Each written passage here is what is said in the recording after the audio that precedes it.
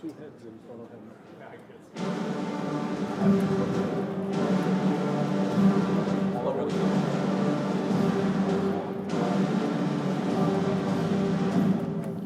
Ladies and gentlemen, the President of the United States.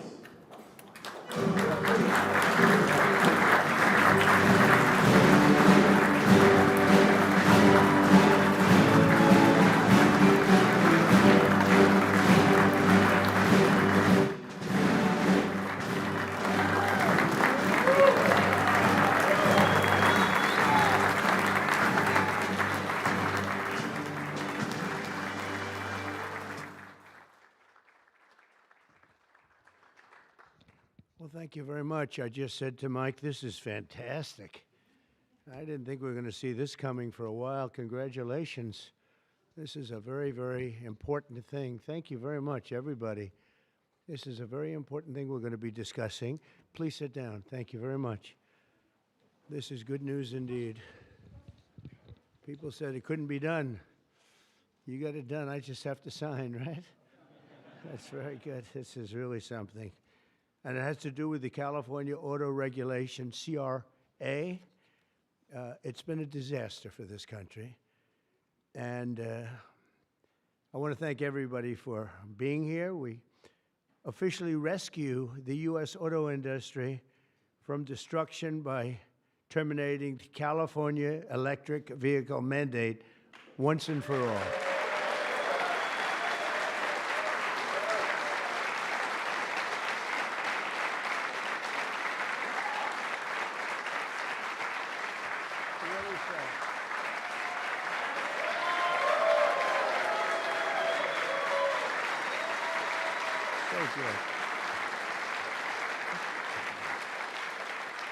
They said it couldn't be done, but boy, it's had us tied up in knots for years.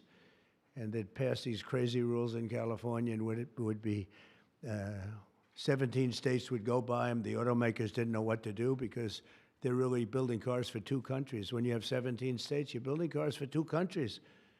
And I want to congratulate you all, the Senate, the House, the whole thing. It's incredible. I was going to sign a executive order and give it a shot. But the one good thing with this, number one, it holds up forever. And number two, unless somebody votes it out, they'll never do that. And it's just so much better, huh? It's so much better. That's so great. Very proud of you. We're joined today by the great Speaker of the House. I think he's going to go down as a great Speaker of the House, too. I may be wrong. I may be wrong. Who knows? Who the hell knows? I think he is. And he's doing something, the only thing I would say is more important than this one, and I'll tell you what, it's almost close. That's how big this is today. But the great, big, beautiful, I added the word great, you know, I used the word. The great, big, beautiful bill. It's going to be one of the most, I said it this morning to a group, I think it's the most important, one of the most important pieces of legislation ever signed, ever approved. So it's going to be something very special. Thank you very much. Speaker of the House, Mike Johnson, thank you. Secretary Sean Duffy. And they had a problem in India today, and you're on that. Sean's doing a tremendous job. Secretary Chris Wright, everybody said you'd never be able to get him. He's the most talented man, they say, in the oil and gas industry. I'll let you know in about 2 years if that's true.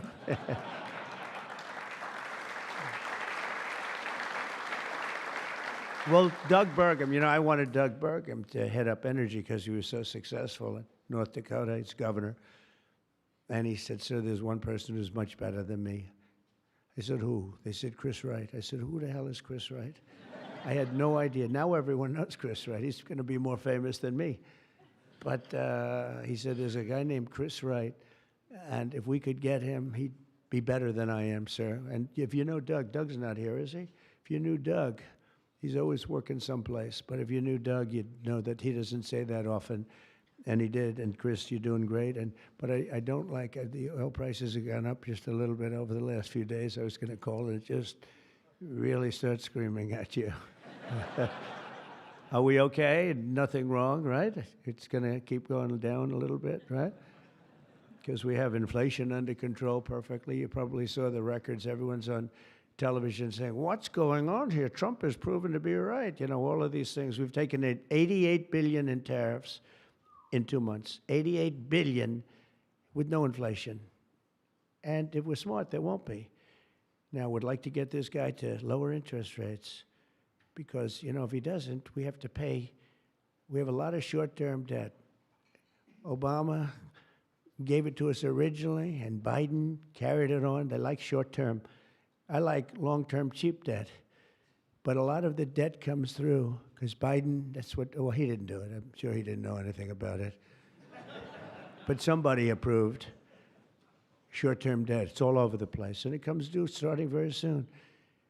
And if we would lower the interest rates by 1 point, we'd pay about 1 point less.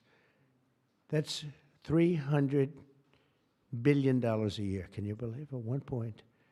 If he'd lower it by 2 points, we'd pay $600 billion a year less. That's for years, 10 years, 12 years, whatever we make it. But we can't get this guy to do it. And the fake news is saying, oh, if you fired him, it would be so bad. It would be so bad. I don't know why it would be so bad, but I'm not going to fire him. I just want him to, you know, we call him Too Late, right? Too Late is his nickname, like Too Tall Jones. He was too tall, T-O-O. And I just say this because we want to get rid of inflation, and we have. But we're going to be paying more for debt. And all he has to do is lower it. Europe's done 10 lowerings. We've done none.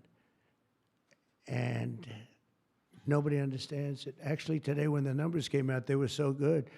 You saw yesterday's numbers, incredible. No inflation. Today's numbers.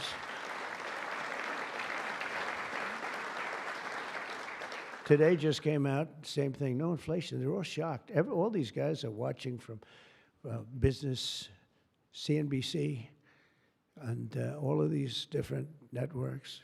Maria Bartiromo actually got it right. She's been getting it right for a long time, that one. I hope she's appreciated. And Joe Kiernan's been very good at CNBC, I must tell you, but other people aren't so good. But I will say that they can't believe what's happening. But if I could, because we can discuss, we get a lot of press, we get a lot of cameras rolling right now. Not that I like doing it, because I don't. But if we cut our interest by 1 point, for years, we save $300 billion. If we cut it by 2 points, we save, because it's pretty equivalent. We're going to spend $600 billion a year, $600 billion, because of one numbskull that sits here. I don't see enough reason to cut the rates now. And the problem he's got is that, and I explained to him, look, if inflation went up, cut your rates now. There's no inflation. We got it down. We got prices down. We got gasoline down. And you'll keep it going down. And but gasoline's down. We drill, it's drill, baby, drill. That's why it's going down. But all that. But think of it. I said to him, he was in my office a couple of days ago. I said, if you think there's inflation, let's find out. Because I think we're going to keep it down. I think gasoline's going to be so far down. Oil, energy, is so much energy. We have so much energy, we don't know what to do with it. But let's say there was inflation in a year from now. Raise your rates. I don't mind. Raise your rates. I'm all for it. I'll be the one I'll be calling you. He'll be too late for that, too. But raise your rates. You don't have to keep them up here. If it's going to go up, I'm okay with you raising, but it's down. And we're going out to financing. And I may have to force something. Somebody said, who's the genius that thought of that? I said, it's me. Unlike Biden, I stay awake at night thinking about how to save our country. He was much better at sleeping than me. He could sleep on a beach. He could sleep on a beach with cameras rolling. I can't do that. But I had an idea. I gave it. They said, this is really, we'll go short term for a year. Let this guy get out of office. Somebody will come in, cut it a couple of points, and we'll save ourselves $7, $8, maybe even $900 billion a year. What is he doing? Why doesn't he lower these rates? And with that, we'll get on to the California standard, which is a disaster, okay? So Chris Wright, you're going to get the numbers down. Thank you very much. Lee Zeldin, one of the most important men in this room. He's the man. I get nervous when I talk to him. He's doing a great job.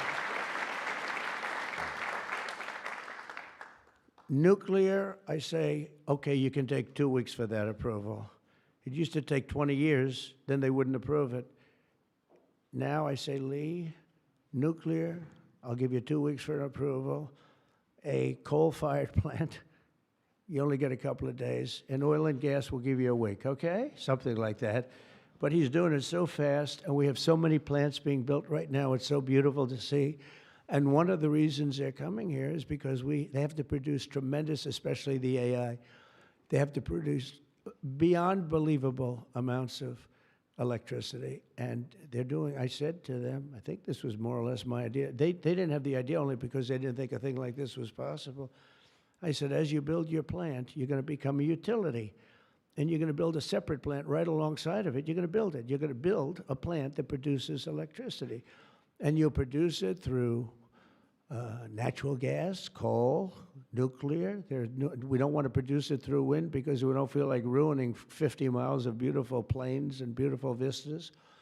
And but we want to produce it. You know, interestingly, China is opening up a coal plant every single week.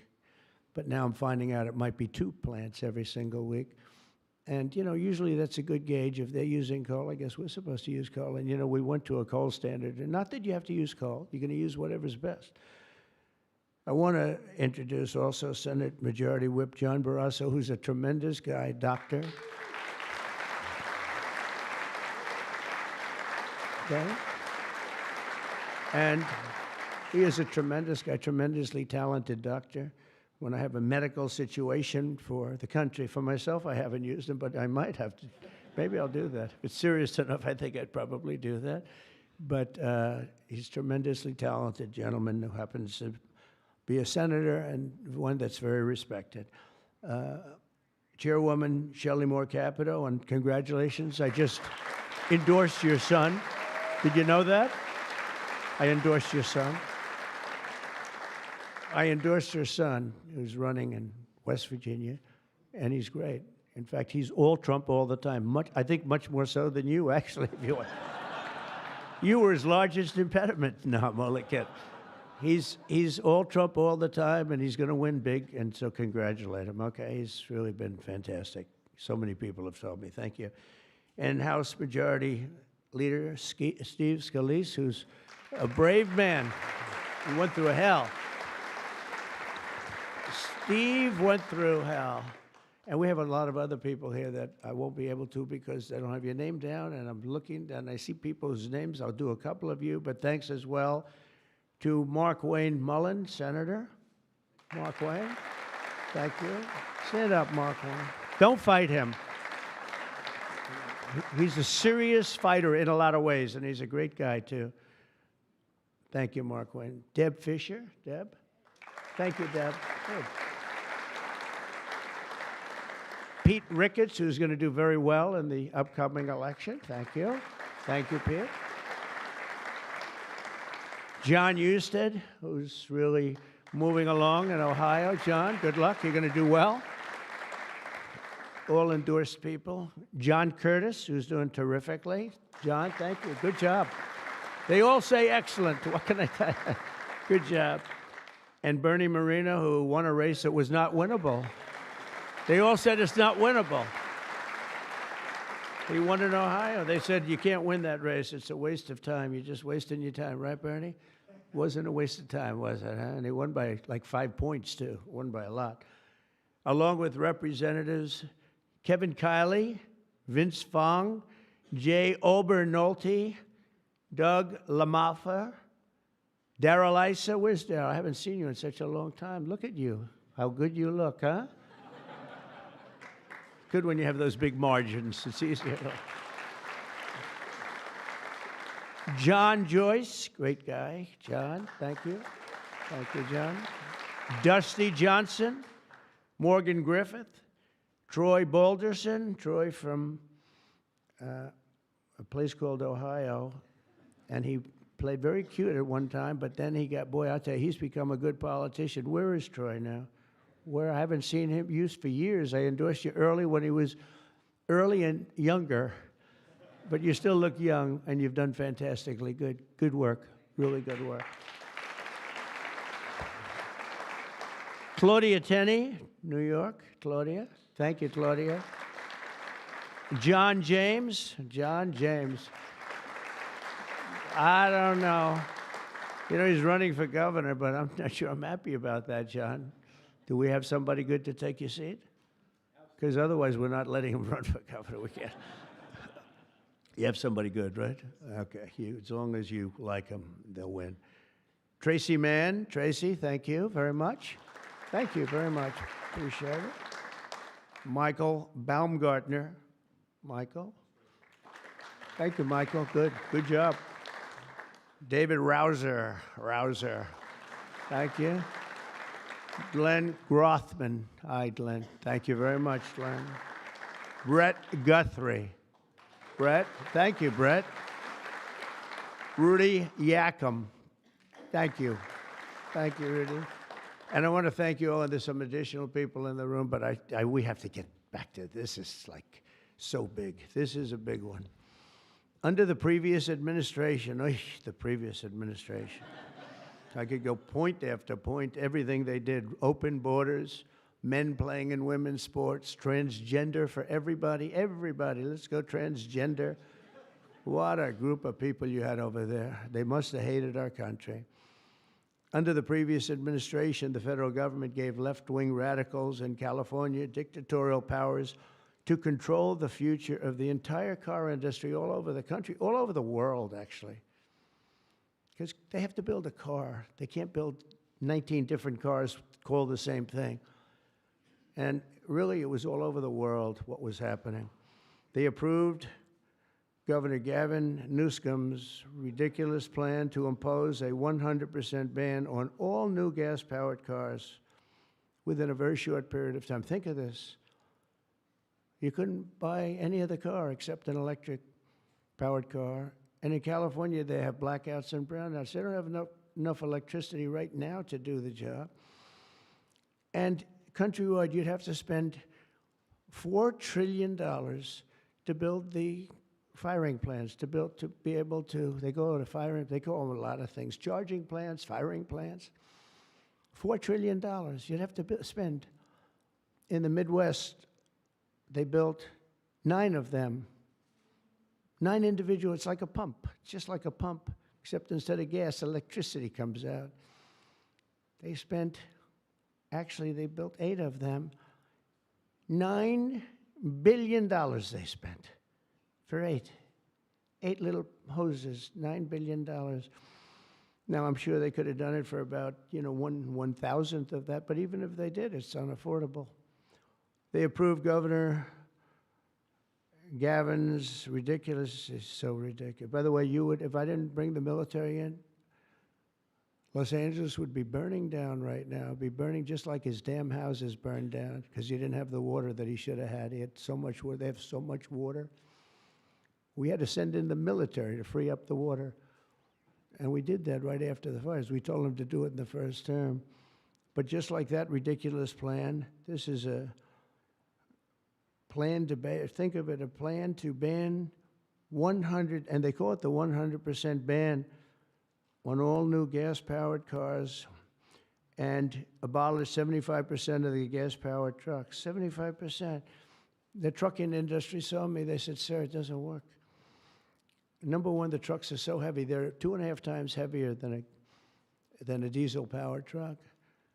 So one of the big truckers owns 28,000 trucks, big company, tremendous company. He said, I go out of business immediately. I'm not going to play games. I mean, he said, did you explain these things to the government officials? Like the truck weighs 2.5 times more than a regular truck, a gasoline-powered diesel. And he said, based on that, we have to rebuild every bridge in the United States of America because it wasn't designed to hold cars and trucks that heavy because the batteries are very heavy. They're, probably lead. They have a lot of things in those batteries that weigh a lot. But it's 2.5 times. It's a simple number, 2.5 times. And if you want to do this, you have to spend trillions and trillions of dollars on rebuilding every bridge in the United States, and I guess throughout the world, because they do follow us. And the big rig buses and even cement trucks, they want to abolish certain categories of truck, but they want to go 75% of all of these trucks have to be abolished almost immediately. I mean, the time is just crazy. And they don't go far. Another little problem. With a tank of diesel, you can go from New York to Los Angeles if you want to go to Los Angeles right now. But New York to Los Angeles, and you can go back a little bit. With the electric truck, you'll stop approximately 6 times. Enjoy your stop. And the truckers saw me, and I said, did you just explain this? Because this is like, you know, if you explain it, if a person's reasonable for that, he said, we explained it, they didn't care. They said, we're going all electric. They can't be stupid, because anybody that can cheat on elections like them is not a stupid person. But they must hate our country. But I said to this big trucker, he said, sir, I've been buying trucks my whole damn life. He's a rough guy, smart guy. He said, I got thousands of them. I've been buying them for 50 years, and every single year they got better. They got more efficient, they got bigger, they got stronger. I build apartments in my trucks now for the drivers. I said, what's an apartment? That's on the cab, they put this in. And sir, I know you like luxury, but you wouldn't mind living in one of these. I said, maybe I would, maybe I wouldn't. I mean, it doesn't sound too appealing, but I said, so what's the problem? He said, so I noticed one thing. For 50 years, every single year, one thing happened. They got better. They got stronger. They got more efficient. They got faster. They could carry any load. If we went to this standard, we'd go back beyond 50 years. They wouldn't go as far as a truck from 50 years ago. It would be too heavy and have all the other problems. He said, we'd be going backwards. We'd be taking a trucking industry, would be starting all over, but actually it would be worse because it was better 50 years ago than. So I said, what are you going to do if I don't win this election? This was before the election. He said, you don't win the election, I'm going to close up my business because I'm not going to lose he said, I'm not going to lose my ass. I know exactly what's going to happen. It's going to be a catastrophe. It's the craziest thing I've ever heard. They're making you buy stuff that doesn't work. It's no good. It doesn't work. And I'm all for electric. If you want to buy electric, you can buy electric. Cars are great. If you buy the right ones, cars are great. And you should be given the option, buy the electric car, buy a gasoline-powered car, buy a hybrid. Probably not hydrogen, because hydrogen has a tendency that when it blows up, you're gonzo. It's over. They find you 75 yards down the road, you know. Where is he? Well, I think that's him, but I'm not sure. So, you know, they said, we think we can solve the problem. I said, that's not good enough when they think. No, it sounds like it's quite severe. If it doesn't work, Steve, it'll work most of the time, but if it doesn't, it's over. It'll make your accident look like peanuts compared. You wouldn't be around, I'll tell you, because it's pretty bad. But some people like it. I don't know. Let's see what happens. But I would say it's off to a bad start. But because of the size of California's population and the fact that 17 other states follow California, that's the problem. 17 other states follow California.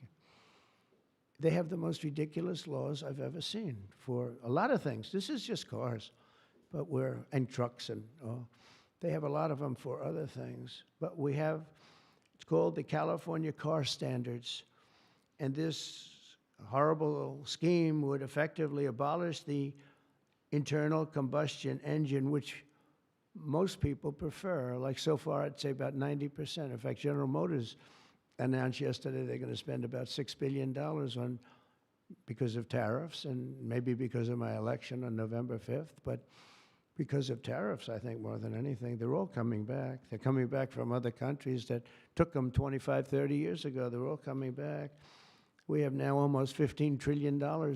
They had almost nothing last year, and the year before, they very, very little. Nobody wanted to be back here. Nobody wanted to come to our country anymore because we were like stupid people. We looked like stupid people. We were laughed at all over the world. Now we're not laughed at anymore, I can tell you that. But they wanted to shatter our domestic supply chains and literally grind civilization to a halt. We would have gone so far back. It's hard to believe, actually. Hard to believe when you don't have enough electricity to give a person a little air conditioning in the summer, and now they want you to take electricity and fire up all these cars. But we're not going to let that happen.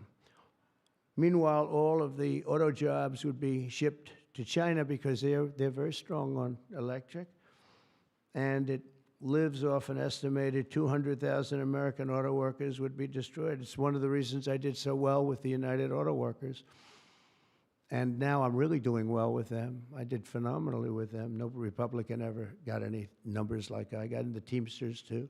Sean O'Brien, the head of the Teamsters, these guys, they like Trump because I produce jobs. They know that.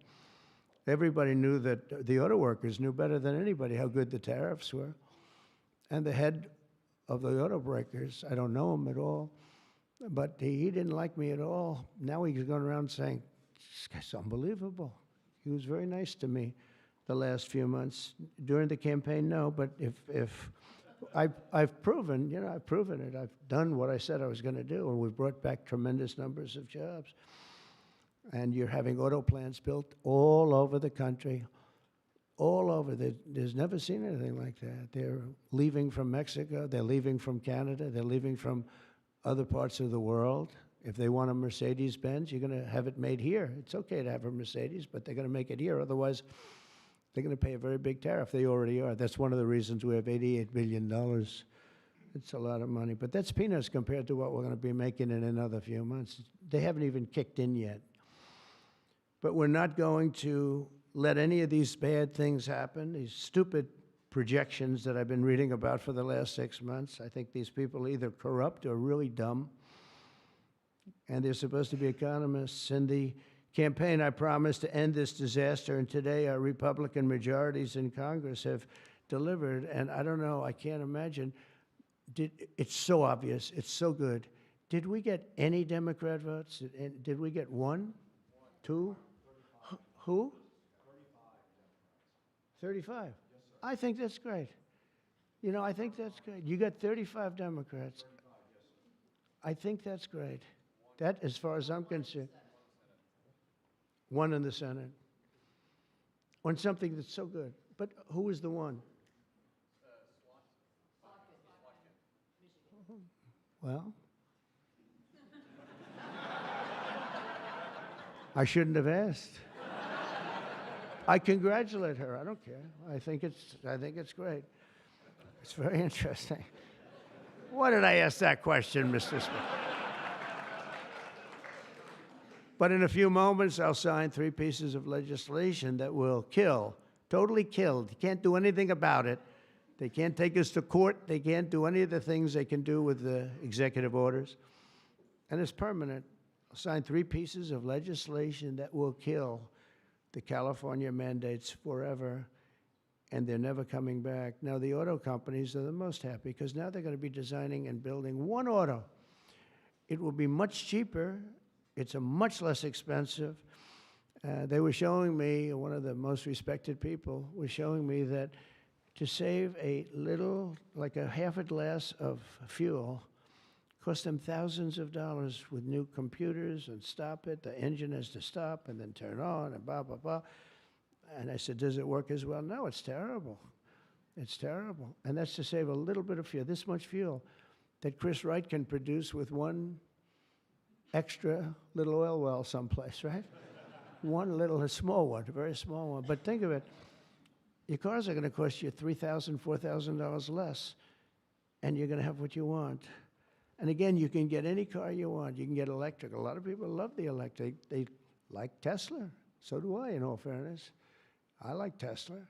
And I like others too, but I also like combustion engines. And there are reasons for a lot of things. When I was in Iowa, we had an unbelievable victory, if you remember. Remember? That was nice. You won by like so much, nobody even talked about anything else. But that was a great victory. But it was unbelievably cold that night.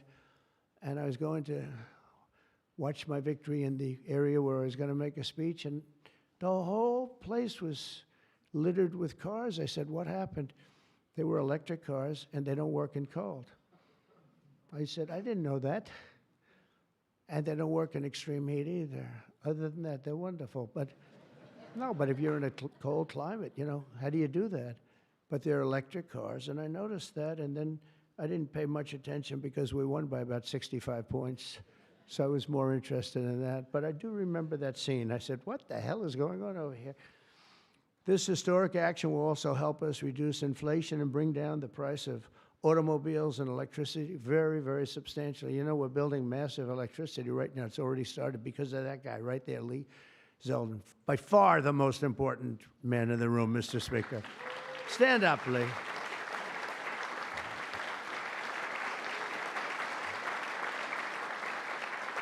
He blows you guys away, John. He blows the politicians away. I'm sorry right now. He's a great politician, though. He almost won for governor in New York, which is just missed by a few points. And that was another race that was not winnable, but you almost got it. But I think what you're doing now is even bigger if you want to know the truth. I think it's actually more important if you can believe that. Under the previous regime, car prices skyrocketed as a direct result of the mandates.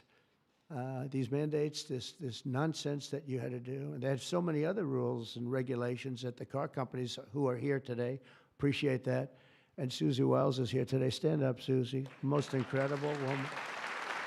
Most powerful woman in the world, they say. She's the most powerful. She was rated the most powerful woman in the world. Susie Wiles. One phone call and a nation is destroyed. She could destroy 5 nations with 5 calls, and she's doing a great job. More importantly, right? Doing a great job. There's nobody like her. Energy prices would likewise soar as the radical left forced more electric vehicles onto the grid while blocking approvals for new power plants.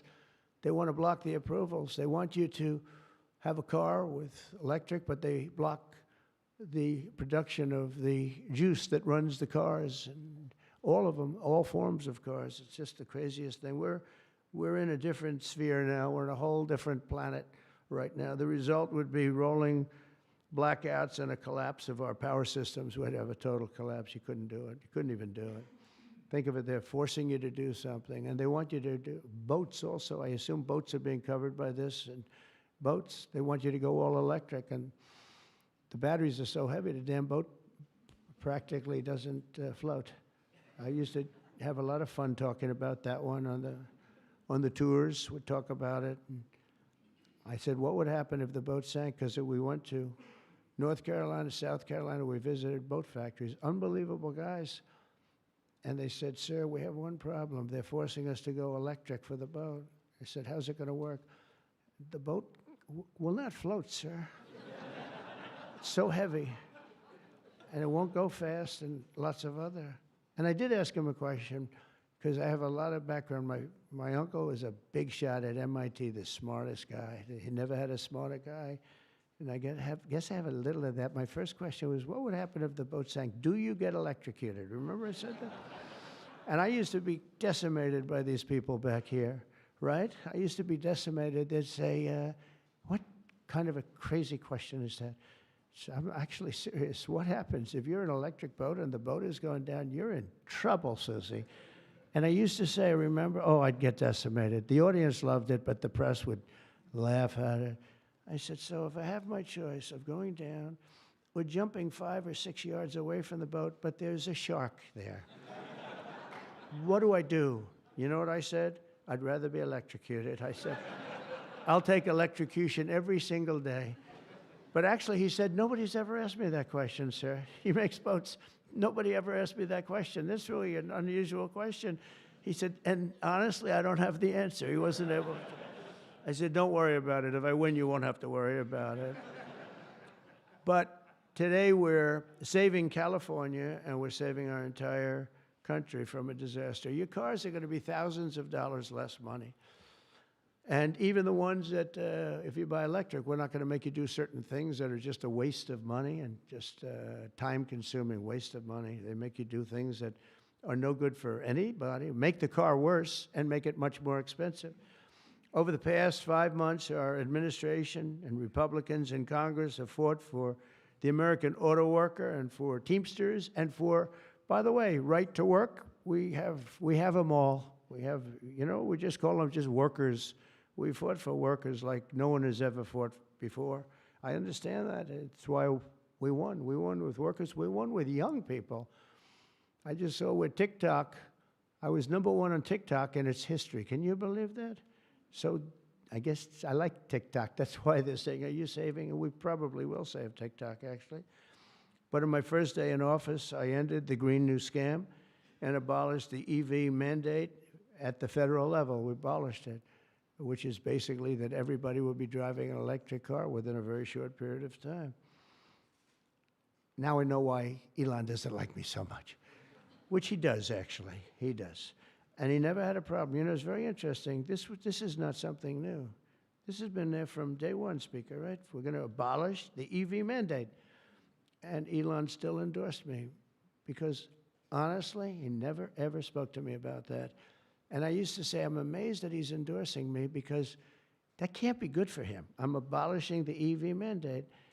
And I once asked him about it. You never talked to me about that. He said, well, as long as it's happening to everybody, I'll be able to compete. It was a very interesting answer. I thought it was a very honest answer, to be honest with you. And I talked about it, that incredible. You would have thought he would have been, from day one, you got to make sure you don't do the EV mandate, the abolishing, and never did. Very honest in that sense. And he did say to me, I actually asked him because it was like really strange how I'm with him. He's very, a friend of mine, and he makes electric cars, and we're saying you're not going to be able to make electric cars, or you're not going to be forced to make all of those cars. You can make them, but it'll be by the market, judged by the market. And that's what he said. He said, as long as I'm on the same plane as everybody else, we're going to do good. We make a better product. I said, that's very cool. It's very cool. That was my answer. After that, he got a little bit strange, but I don't know why, over much smaller things than that. As part of the One Big Beautiful Bill, we'll also further slash the funding for the Green New Scam. As you know, it's the greatest scam in history, saving American taxpayers hundreds of billions of dollars. The windmills are killing our country, by the way. The fields are littered with them, junk. They're littered with them. And they get older, and they get rusty, and they get bad, and they get... This is other countries also. It's the greatest scam in history. It's the most expensive energy you can buy.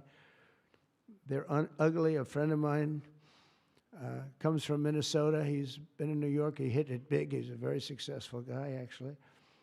And he wanted to go back, see his mother who's not well. And he went back to Minnesota. Hasn't been back there in 20 years. And he said, it's unbelievable what happened. He said, I'm driving down a highway and up a certain road, and the most beautiful fields. I remember them so well. And I was so looking forward to seeing them again. And I looked at them, and they had windmills all over them, these horrible, horrible structures. A very smart guy, this guy. He said, these ugly, horrible things. And he said, it was so bad, I actually drove back to see it because I couldn't believe it. Before I even got to my mother, I drove back. I said, how much do you like your mother? But no, it hurt him to see it. He said, I looked at this field that was one of the most beautiful places in my own mind and imagination that I've ever seen. And I said, it's littered with this garbage. It looked like a junkyard, he said. And some, then you get different manufacturers, and they don't look alike, and they're not painted alike, different colors. You have... Even if they're white, one's a beigey white, one's a darker white, one's a lighter white. And then they start to rust after 4 or 5 years. And then they start to wear out, and nobody takes them because you're not allowed to bury the propellers, the props, right? You can't bury the props for some reason. I don't know why, but they say that you can't bury a certain type of fiber, and if it goes in the ground, we're all going to die. It's what bullshit this is, okay? They can't bury. So what they do is they leave them up. If you go to Palm Springs, California, take a look. You go into this beautiful community. Before you go, it's like you're riding through a junkyard. Windmills all over the place. Tall ones, short ones, dead ones. They're all dead. Some are hanging over by a thread. They never take them down. They just leave them there, and they start to rust. It's one of the greatest scams, and it's also the most expensive energy. And the environmentalists say, oh, we love wind. It sounds so good, but it's a horrible thing. Environmentally, it's a horrible thing. I say that to you. It's wind, and we are going to have virtually no, one mandate we have, we're going to natural gas, nuclear. Nuclear, we just had a big signing with nuclear, making it easier, safer, and better. It's really, I would say, probably more than any other form of energy that's come about. It's been amazing what's been done. It's very safe, very good, and very inexpensive. But we're not going to let windmills get built because we're not going to destroy our country any further than it's already been destroyed. You go and look at these beautiful plains and valleys, and they're loaded up with this garbage that gets worse and worse looking with time. It starts when the rust comes. 4.5 years, it starts to rust. And it's very expensive to paint them. So they don't paint them, and they're horrible. What's happened is horrible. So we're not going to approve windmills unless something happens that's an emergency. I guess it could happen, but we're not doing any of them. I hope the Senate will soon pass a bill the House can quickly approve and get to my desk by the 4th of July. We'll have this done. And to further defend our auto workers, I imposed a 25% tariff on all foreign automobiles. Investment in American auto manufacturing is surging because of it. They have Mercedes all over. They pay 25% if they don't make the car in the United States. And because of that, and this could have been done long before Trump, this could have been done by any one of the presidents. I did it with China. The reason you don't have Chinese cars here is because I imposed it my last term. I actually asked the question. I said, do we have any Chinese cars here? No. Why? Because you imposed a 25 or 27.5% tariff on Chinese cars. So they're not coming here, but they are going to Europe all over the place. But I love China. We just made a deal, and I respect President Xi a lot. And we made a deal that's good for both countries. The deal we made with China, good for both countries. Going to be a lot of money made, and it's going to ultimately open up China, which is the ultimate thing. And I'm going to be working with President Xi. We had a long talk about it. And that's going to be good for China. It's going to be good for us. But we're going to be opening up China. That's bigger than what we signed. And I think had we not signed it, that wouldn't be happening. It's going to happen. It's going to happen fairly soon. But to further defend our auto workers, I imposed this 25% tariff on all foreign automobiles and investment in American manufacturing and auto manufacturing. All manufacturing is surging. And I might go up with that tariff in the not-too-distant future. The higher you go, the more likely it is they build a plant here. Ford has just announced that it's going to invest $500 million in some of the things involved in what we just did. General Motors is going to spend $4 billion. They just announced that yesterday. Stellantis announced that it's going to reopen its Belvidere assembly plant. That's good. I know the plant very well. Had a lot of problems. They're going to spend $5 billion. And Hyundai announced that it will invest $21 billion in America. They wouldn't have invested 10 cents if we didn't have tariffs, including for manufacturing American steel, which is doing great. American steel is doing great now because of what we did.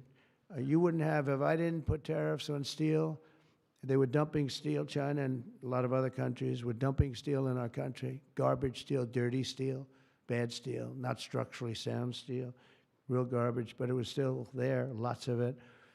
And if I didn't put tariffs, I put 25 and 50% tariffs on steel, right?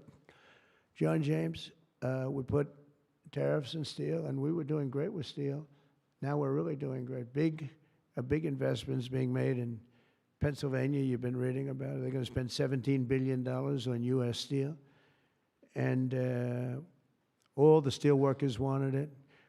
And we have a golden stock, we have a golden share, which I control or President controls. Now, I'm a little concerned whoever the president might be, but that gives you total control. It's 51% ownership by Americans. And we have a company, a great company, Nippon. They're coming in from Japan. They're going to spend $17 billion. And somebody said, well, what happens if it doesn't work out? I said, they spent $17 billion. We can't put it on a trailer and drive it to Japan. This is a steel mill. You know, some businesses you can move. You move your office, and that's where the business is. With this business, they're spending think of that, $17 billion. They're going to have them all over the country. I want to introduce several of the great Americans representing the millions of people whose livelihoods we're saving with today's action. I just can't tell you how incredible this action is, because nobody thought. This was one that I wasn't so, I would have rather had it than almost anything, but I was told by everybody, except that guy right there, that you couldn't get it.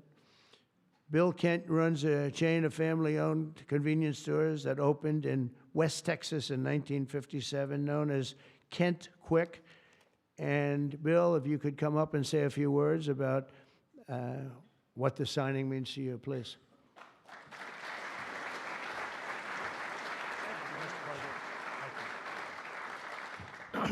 Wow, you're probably wondering why I've called you all here today, right? What a great day. From my perspective, I'm in the convenience store and petroleum marketing business, and what this does is it gives us freedom. It gives the consumers freedom to pick what kind of car they want, but more importantly for us, it gives us the ability to plan going forward, because with mandates, we were forced to have to look at putting in infrastructure that frankly is extremely expensive and doesn't give you any return. So this allows us, it's going to free me up and our companies up to invest in what people want, in the cars they want, and it's a great day. So, Mr. President, Congress, thank you, Steve, everybody, thank you so much. Thank you.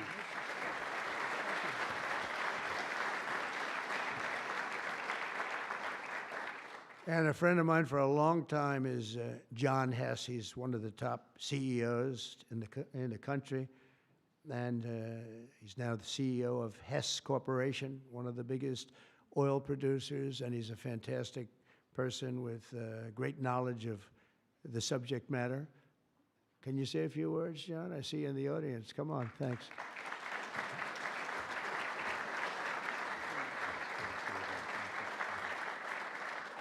Hi, I'm John Hess, and CEO of Hess Corporation, a proud producer of oil and gas in North Dakota and the Gulf of America.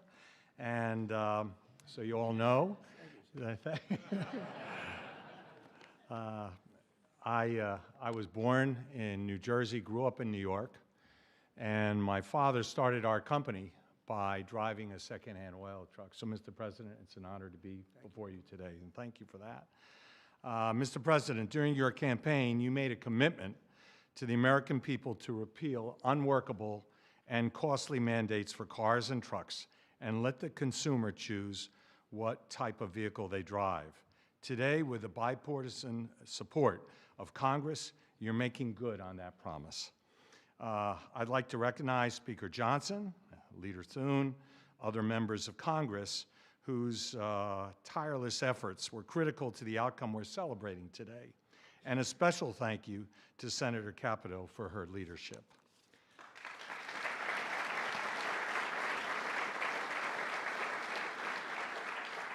This announcement today is about consumer choice and affordability for American families.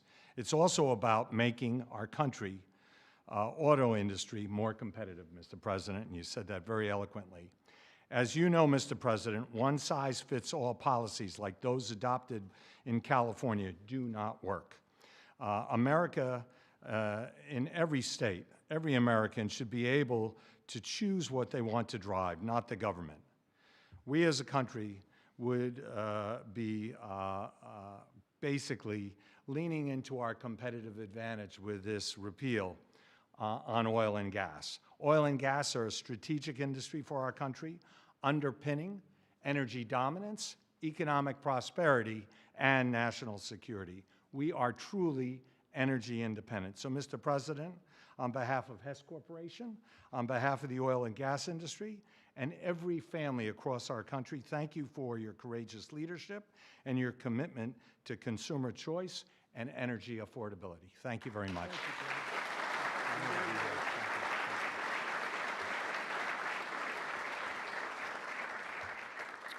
Very respected guy.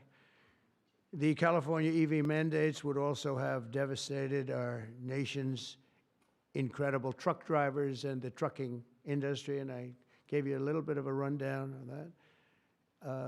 But a diesel-powered semi-truck can drive from Reno, Nevada, I'll give you some other locations, Nevada to Los Angeles, California, and back on a single tank of diesel oil, diesel fuel, but the same exact journey would require an electric truck driver to stop also 6 times at recharging stations, adding an estimated 9 hours to the trip. I don't know too much about the trucking industry, but this is not sounding good. Here to discuss a little bit about the trucking industry, Gina Jones. And Gina, a real expert on trucks, I can tell you that. She's going to come up and tell us about trucks. Thank you, Gina. Thank you, Dan. Thank you, Mr. Thank you President. very much. And thank you, members and Congress. The trucking industry has America's back, and we are grateful that a president and the administration that have our back too. Today, trucks are 99% cleaner than a generation ago. We need great partners in government to continue that process. We cannot allow one state's regulations to disrupt our entire nation's supply chain. Allowing California to do so would have negativity impacted the hundreds and thousands of truck drivers who deliver critical goods across the country each and every day. In order to deliver for American families and businesses, we need realistic national standards. With the signing of this resolution, Mr. President, you have delivered the leadership that trucking industries need. Promises made, promises kept. On behalf of the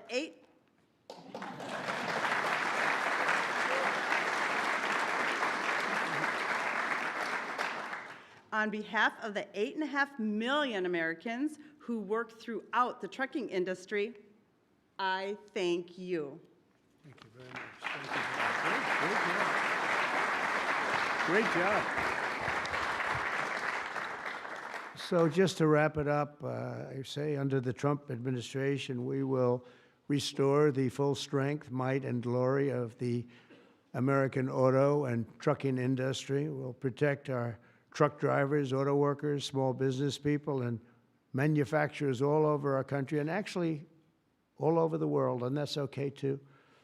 They'll be doing a product that works, a product that's much more efficient, that's better, it's much better, less expensive, and we'll put affordable energy and affordable car ownership back on the center of the American dream as we make America great again, and that's what's happening. We're making America great. You know, when I went over to Saudi Arabia, Qatar, UAE, just a couple of weeks ago, the leaders of those countries, and they're very smart people, they said, you know, you've made in a short period of time America the hottest nation in the world. It's the hottest, you're the only one we talk about now. And 6 months ago, it was a laughingstock. They said that to me, those words, it was a laughingstock, and it was an absolute laughingstock. We've got the hottest nation right now in the whole world, and the numbers are reflecting it too. So I just think it's great. And what I'll do is I'll sign this, then we can take a couple of questions if you want. and we will be finished, and you're going to go off, and you're going to build the most beautiful automobiles for 20% less money.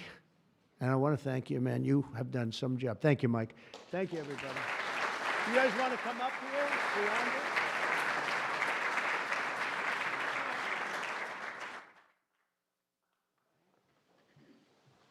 Come on, surround it.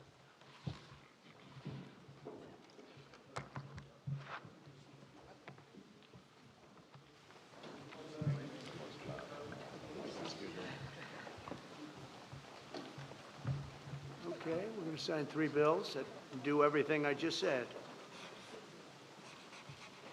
No auto pens allowed.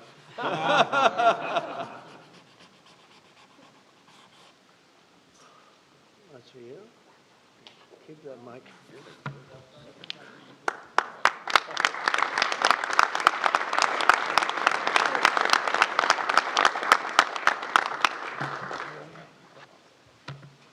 You know, that pen was so good, give it back to me. I'll take it. That was a good one. No, I'll great. sign all 3 of them, because you never know what you get with the new one.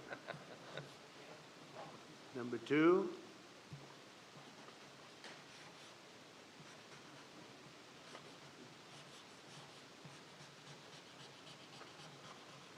Very steady hand. It's very important. Very steady.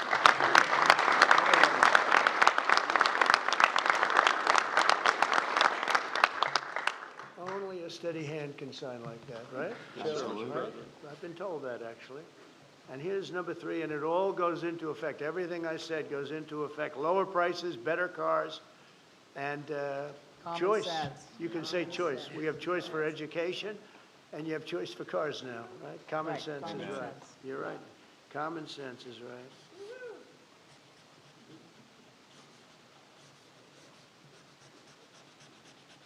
Okay, now I can give you the pen. And I'll give you these. Shelley? Okay, let me sign. Congratulations, John. Okay, you'll take these. Pass these around, fellas. Where's John James for his father? Oh, yeah. You have one, John? Yes, sir. Thank you, Mr. President. Pass them around. Okay, everybody. There's a few extra. You're going to take them and give them to someone who paid you. Okay?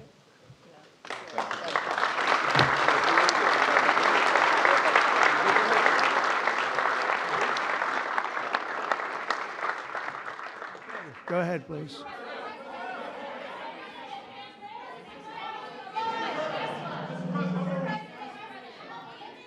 All right, Brian, yeah, please. Yes, sir. I have some very close friends who run some of the largest auto dealerships in Southern California, Rusnak Automotive Group. Good. Their message to you, they're 100% behind you right now.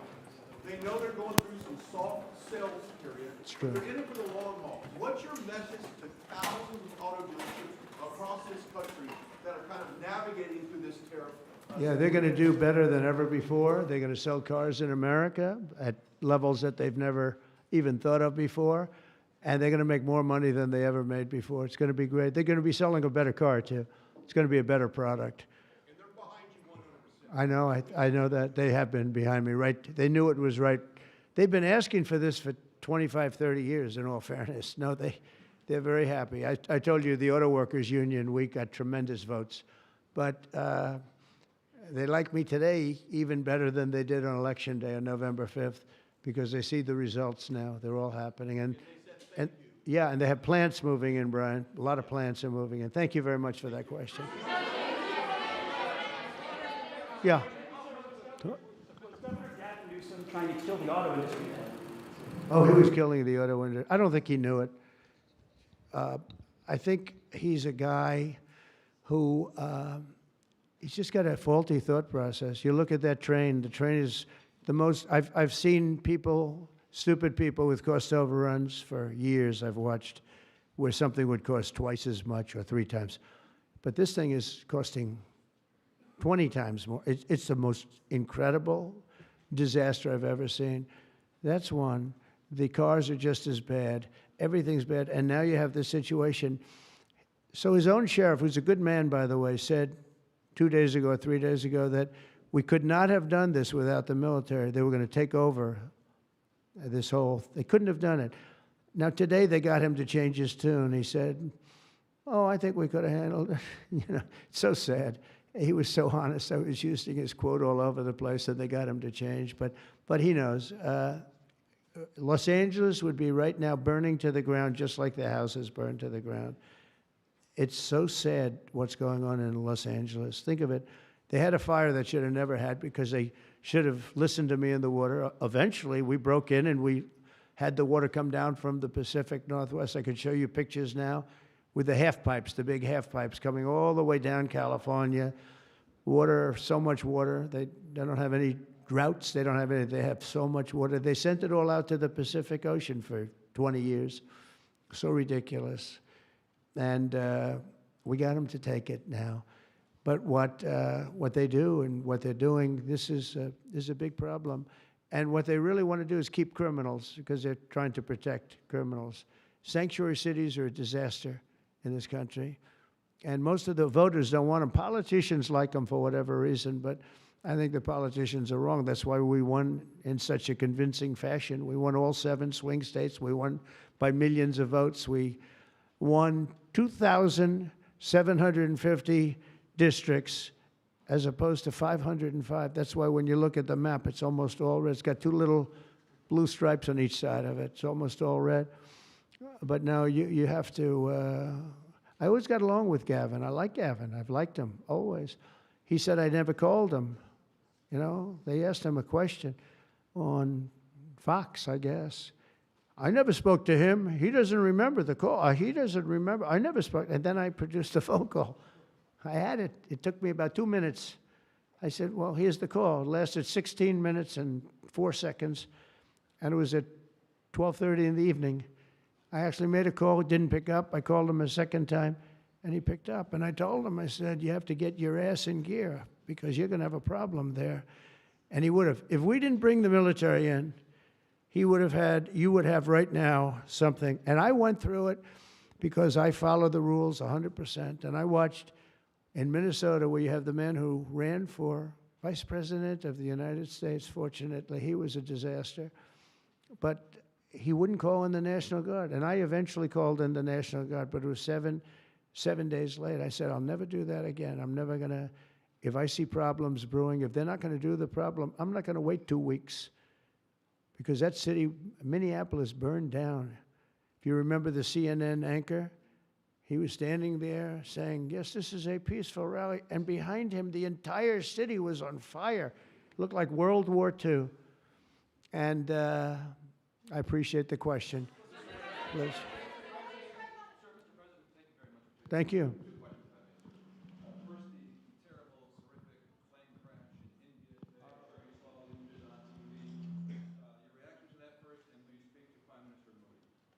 The plane crash was terrible. I've already told them anything we can do. It's a big country, a strong country. They'll handle it, I'm sure. But I let them know that anything we can do, we'll be over there immediately. But it was a horrific crash. It looks like most are gone. They actually maybe have a couple survivors, which is just heard. But that was a horrible crash. Nobody has any idea what it might be. I gave him a couple of pointers. I said, maybe you'll look at this or that. We saw the plane. It looked like it was flying pretty well. It didn't look like there was an explosion. It just looked like the engines maybe lost power. But boy, that is a terrible crash. It's one of the worst in aviation history. Yeah, second? How confident are you, sir, that conflict with Iran can be avoided? Well, I'd love to avoid the conflict. Iran's going to have to negotiate a little bit tougher, meaning they're going to have to give us some things that they're not willing to give us right now. I'm the last person. I've kept us out of wars. We defeated ISIS completely, 100%, and I haven't had it's peace through strength. I believe in peace through strength. We're the greatest military in the world. I rebuilt the military, as you remember, for 4 years. I rebuilt the military, and then we gave a chunk of it away, but it was still peanuts. It was a lot, but it was peanuts compared to what we rebuilt. Gave it to Afghanistan, one of the most embarrassing moments in the history of our country with the whole withdrawal, the way they withdrew was very embarrassing. But We rebuilt the military. We have the greatest, strongest military. We defeated ISIS. We defeated ISIS.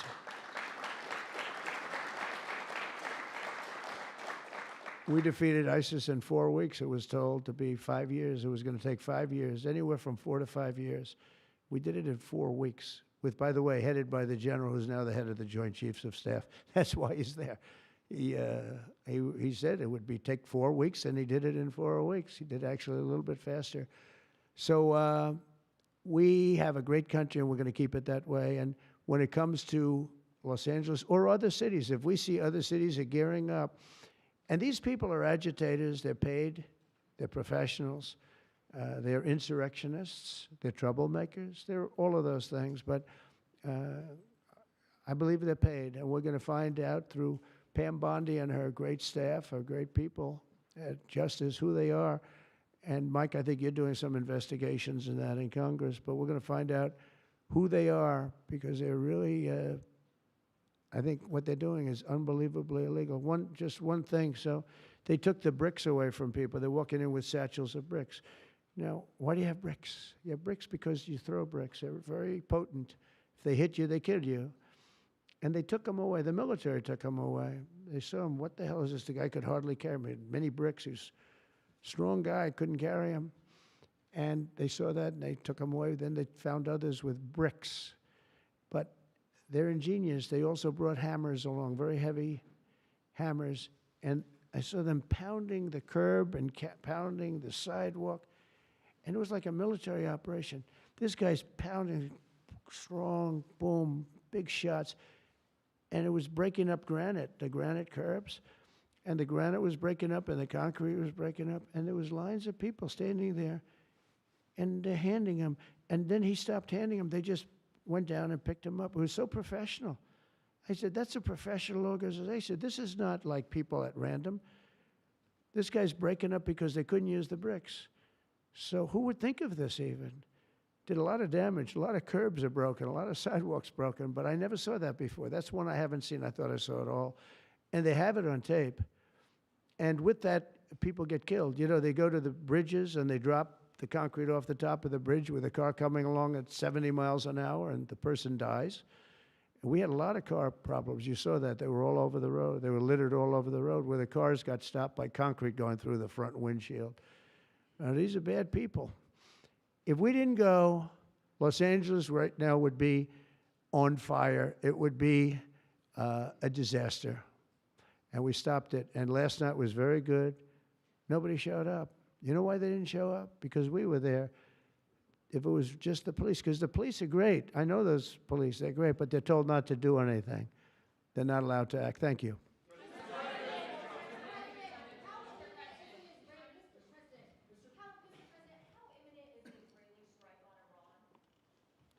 Well, I don't want to say imminent, but it looks like it's something that could very well happen. Look, it's very simple, not complicated. Iran cannot have a nuclear weapon. Other than that, I want them to be successful. I want them to be tremendous. We'll help them be successful. We'll trade with them. We'll do whatever is necessary. You know, I stopped a war between India and Pakistan. And I stopped it with trade. Nobody, I don't think I've ever seen a story written about it, but it was pretty cool. They were getting ready. Pakistan was their turn to hit, and eventually they're going to go nuclear. And I stopped it. I called each. I respect each leader greatly. I know them. And I spoke to them, and I talked about trade. I said, but you're not trading with us if you're going to go to war, if you're going to start throwing nuclear weapons around. And I said it to both of them, and they were both unbelievable, actually. They understood it exactly. They stopped. I stopped that war with phone calls and trade. And India's here right now negotiating a trade deal, and Pakistan's coming, I think, next week. And I'm very proud of that. Nobody died. Nobody, the nuclear weapons, they each have very severe, very substantial numbers of nuclear weapons. And I think we should get some credit for that. You know, the whole Republican Party should, because that's their mindset. Please. Yes, ma'am. What?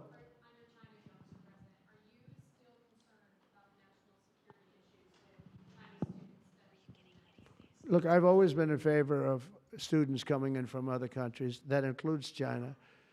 and we have 500,000 Chinese students coming in. I've always been in favor of it. Does it mean that you have to watch people? Yeah, you have to watch students, but you have to watch other people also. I've always been strongly in favor of it. I think it's a great thing. It's also, it's good for our schools. It's good for, I think it's good for our country. I'm also in favor of having them stay. I've been in favor of letting them stay. If you get educated for 4 years, you're willing to get educated for 4 years. I like people being able to stay. You know, they have some great students. You have some, yeah, these are Republicans clapping. You know, because a lot of Republicans don't like that idea. I happen to like it. I'm a real Republican, believe it or not. But I like the idea. They go 4 years. To me, that's almost like, you know, just buying your way in a very legitimate way. And, you know, you have stories where Apple wants to hire somebody and they can't hire him because he can't stay. He went to a great school. He finished first in his class. They made him a big offer. And everything's done, but he has no idea whether or not he's going to be able to stay. And I'm all for making sure that people like that can go to work for all of our great companies. And you know what they do? They go back to their country, and there are stories that are all over the place. They go back to their company, and they start a company just like they were going to start here. They end up starting it in China or India or someplace else, and now they're among the richest people in the world. They've got thousands and thousands of employees that make it great. This is happening all the time, because they're not allowed to stay. And I think we'll probably end up doing something about that, right? I think. Yeah, go ahead. Go ahead. You in the blue, please. Light blue. Thank you, Mr. President. How close are you to step back home between Ukraine and Russia? We see a very bad escalation. Are you going to leave it in the hands of the Europeans? I'm very close to the situation. I'm very disappointed in Russia. But I'm disappointed in Ukraine also, because I think deals could have been made. And, you know, we're losing 5,000, 6,000 people a week, soldiers mostly, but also people living in towns because they're getting hit by missiles again. How'd you like to live in a building and you think a missile has a good chance of hitting your building during the evening? It's horrible. Must be horrible to live like that. But, I mean, we'll get it, but it's, I'm disappointed that it's not done. We did great with India and Pakistan. We did very good with Israel. I thought, look, October 7th was a disaster. People forget, you know, they like to forget. That was a horrible thing. But, you know, none of these things would have happened if I were president.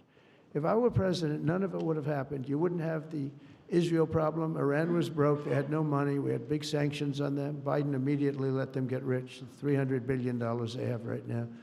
But they had no money for Hamas or Hezbollah. They had no money for anything. It was perfect. We wouldn't have had inflation that was caused by oil, Chris.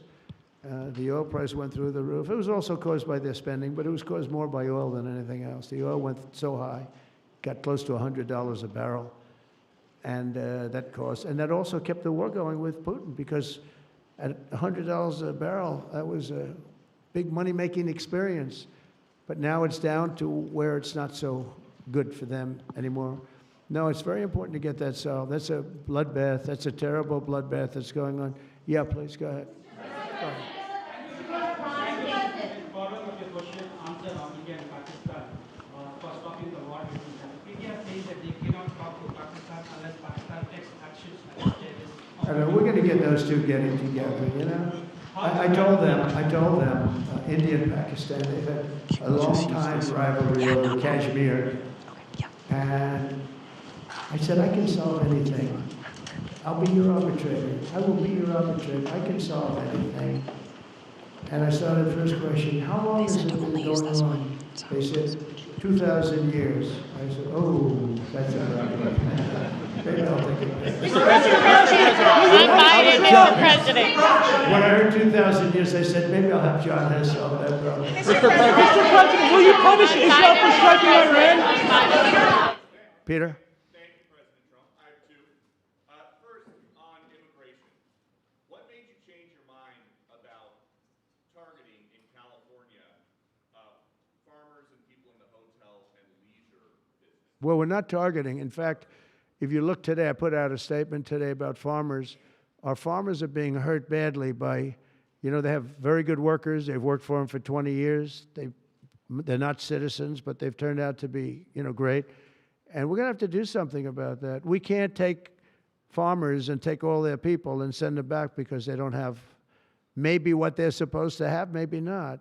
And you know what's going to happen and what is happening? They get rid of some of the people because, you go into a farm and you look and people they've been there for 20, 25 years and they've worked great and the owner of the farm loves them and everything else, and then you're supposed to throw them out, and you know what happens? They end up hiring the people, the criminals that have come in, the murderers from prisons and everything else. So we're going to have an order on that pretty soon, I think. We can't do that to our farmers, and leisure too, hotels.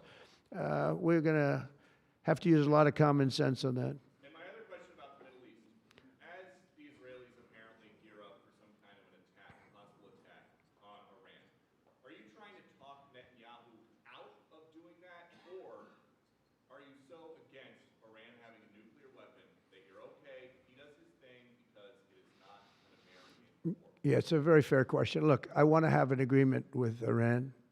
We're fairly close to an agreement. We are fairly close to a pretty good agreement. It's got to be better than pretty good, though, but it's got to be, I'd much prefer an agreement. As long as I think there is an agreement, I don't want them going in because I think that would blow it. Might help it, actually, but it also could blow it. But we've had very good discussions with Iran. Whether or not we get there, I can't tell you, but it'll happen soon. I say this, Peter, very strongly. They can't have, whether it's going in or not going in, they can't have a nuclear weapon. I'd prefer the more friendly path. And can you tell us what the Israelis told you that made you start to evacuate the dependents of servicemen and women who are stationed in the Middle East? They didn't tell me anything, but I said, look, there's a chance of massive conflict. We have a lot of American people in this area, and I said, we got to tell them to get out because something could happen soon. And I don't want to be the one that didn't give any warning and missiles are flying into their buildings. It's possible. So I had to do it. I had the choice. Do I do it or not? Doing it has its downside, but it also has its upside, like you're going to save a lot of lives if it should happen. Hopefully that doesn't happen. Right? Thank you.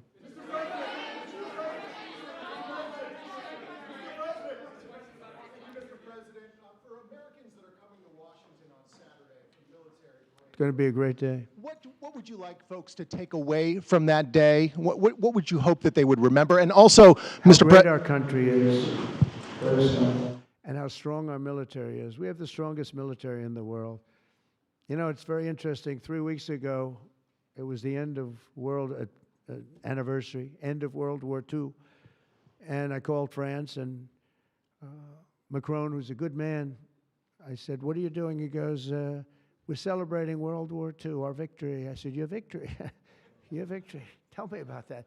And then I called somebody else, and I happened to speak to President Putin at the time. Now, in all fairness to him, he lost 51 million people, and he did fight. Russia fought. Sort of interesting, isn't it? He fought with us in World War II, and everybody hates him. And Germany and Japan, they're fine. Someday somebody will explain that, but I like Germany and Japan too. But Putin is a little confused by that, He said, we lost 51 million people and we were your ally, and now everybody hates Russia and they love Germany and Japan. I said, let's explain that sometime, okay? But it's a strange world. But I will say this, look, I want them to go away saying how great our country is and how great our military is. And I was making all these calls. For some reason, I spoke to like 4 different places. Sir, are you celebrating? And I said, we won World War II and World War I, right? We won them. And yet we're the only country that doesn't celebrate. Everybody's celebrating except us. And I said, we should celebrate too. Several No Kings protests planned across the country on Saturday as well. What are your thoughts on those? What do they call it? No kings? No Kings. I don't feel like a king. I have to go through hell to get stuff approved. A king would say, I'm not going to get this. A king would have never had the California mandate to even be talking to him. He wouldn't have to call up Mike Johnson and Thune and say, fellas, you got to pull this off, and after years we get it done. No, we're not a king. We're not a king at all. Thank you very much. Go ahead. Yeah, go ahead. Sir, Go ahead. President. Mr. President, sir, you made a lengthy posting today on Truth Social about Senator Rand Paul. Do you expect to see him at the picnic tonight, sir? I do. I look forward to seeing him, actually. I like him. He's the hardest vote in the history of the U.S. Senate to get. Probably won't get him, but he's a very tough vote. I mean, he's a very tough vote. He's always been a friend of mine. You know, I endorsed him and got him elected. I got him elected twice. But I don't think he understands how great this bill is. This is a great bill. No tax on tips, no tax on, you know, the Social Security payments. It's unbelievable what happens. No tax on overtime. You work overtime, no more tax. It's so, those are big, but they're minor compared to the big things. Taxes reduced.